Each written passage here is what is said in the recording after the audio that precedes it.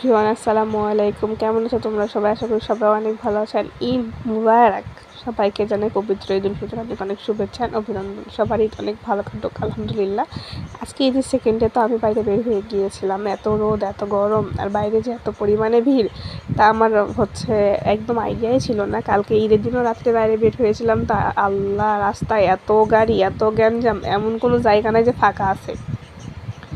তো আজকে যেহেতু ঈদের সেকেন্ড ডে, তো বাবুকে নিয়ে বের হয়ে গিয়েছিলাম একটু নদীর পাড়ে যাওয়ার জন্য। ও বলতেছিল যে মাম্মি নৌকাও করে ঘুরবো, তো চলো ঘুরে আসি। তো ওকে নিয়ে চলে গিয়েছিলাম আমাদের রাজশাহী আইবাদে।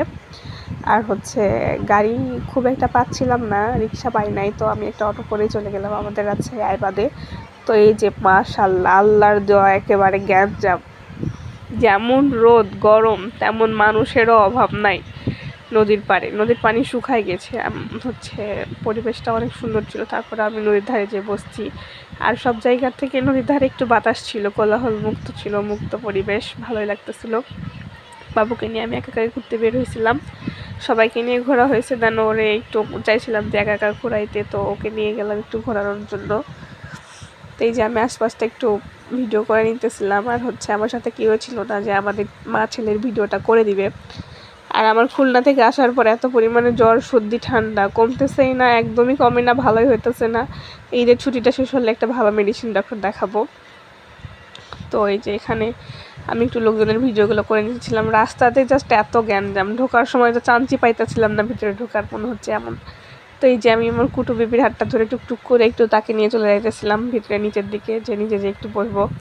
দেন ও বলে যে আমি আইসক্রিম খাবো মাম্মি। এই ঠান্ডার ভিতরে আইসক্রিম খাইতেছি, মা বেটাটা মিলে ধুমায় আইসক্রিম খাইতেছি। এই যে গুবলুর আইসক্রিম খাওয়ার টেকনিক, মাশাল্লাহ। ছেলে সন্তানের মা হওয়ার পর একটা জিনিস উপলব্ধি করতে পেরেছি যে পুরুষের প্রথম শখের নারী তার মাই হয়।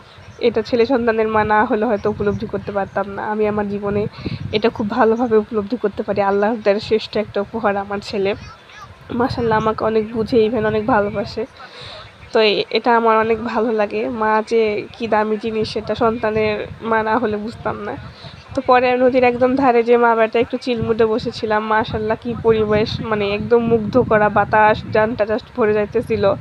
এত পরিমাণ সুন্দর ফিলিংস হতেছিল, মনে হচ্ছে মা ছেলে বেস্ট ফ্রেন্ড আমরা। এখানে বসে থেকে আমরা একটা ভিডিও ক্লিপ নিতেছিলাম। ও আর আমি সেম চশমা কিনেছি, তো সেটাই পরে একটু ভিডিও নিতেছিলাম, ভাবতাপ নিতেছিলাম আর কি। সো আল্লাহ হাফেজ, বাই বাই, দেখা হবে নেক্সট কোনো ভিডিওতে। ততক্ষণ